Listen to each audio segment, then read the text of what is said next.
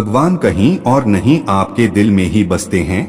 ईश्वर को ढूंढने के लिए उसे महसूस करने की जरूरत है। वो हर शख्स में बसते हैं। ये आप पर निर्भर करता है कि आप उसे देख पाते हैं या नहीं। 7 साल के बच्चे ने एक बार माँ से पूछा, माँ क्या हम भगवान से मिल सकते हैं? माँ ने कहा, हाँ बेटा, जिस दिन तुम सच्चे मन से ईश्वर की खोज करोगे उस दिन वे तुमसे मिलने जरूर आएंगे। कहते हुए माँ ने उसके सिर पर प्यार से हाथ फेरा। बच्चे के दिमाग में यह बात बैठ गई। वह रोज इसी बारे में सोचने लगा। एक दिन उसने सोचा कि आज वह ईश्वर के साथ बैठकर खाना खाएगा। उसने 4 रोटियां बांधी और घर में बिना कुछ बताए वह एक ओर चल पड़ा।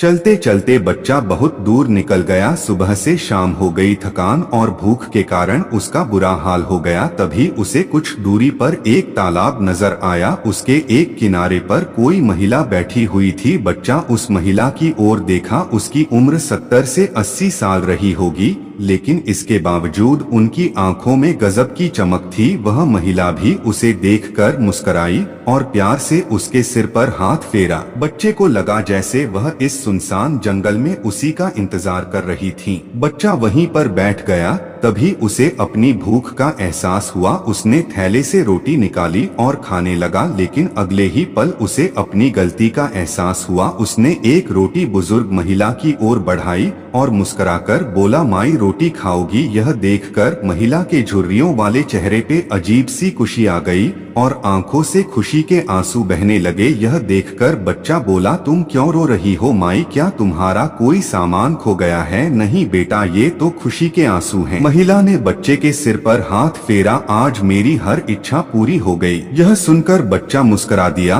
उसने अपने हाथ से रोटी तोड़कर बुजुर्ग महिला को खिलाई। यह देखकर फिर से महिला की आंखों से आंसुओं की धार बह चली। उसने भी अपने हाथ से बच्चे को रोटी खिलाई और उसे दुलार किया। रोटी खाने के बाद बच्चे को अपनी माँ की याद आई। उसे लगा कि घर पर माँ परेशान हो रही होंगी, इसलिए उसने उस बुजुर्ग महिला से इजाजत ली और अपने घर वापस लौट पड़ा। बच्चा जब अपने घर पहुँचा तो माँ दरवाजे पर ही मिल गई। उसने बच्चे को अपनी गोद में उठा लिया और उसे जोर जोर से चूमने लगी। यह देखकर बच्चा बोला, माँ आज मैं भगवान से मिला। मैंने उनके साथ बैठकर रोटी खाई। मैं बहुत खुश हूँ माँ। उधर वह बुजुर्ग महिला जब अपने घर पहुंची तो उनकी खुशी देखकर घर वाले हैरान रह गए। उनके पूछने पर वे बोली, मैं 2 दिन से तालाब के किनारे अकेली भूखी बैठी थी। मुझे विश्वास था कि भगवान आएंगे और मुझे अपने हाथों से खाना खिलाएंगे। आज सचमुच भगवान ने मुझे दर्शन दिए और अपने हाथों से रोटी खिलाई। इस कहानी में उस बच्चे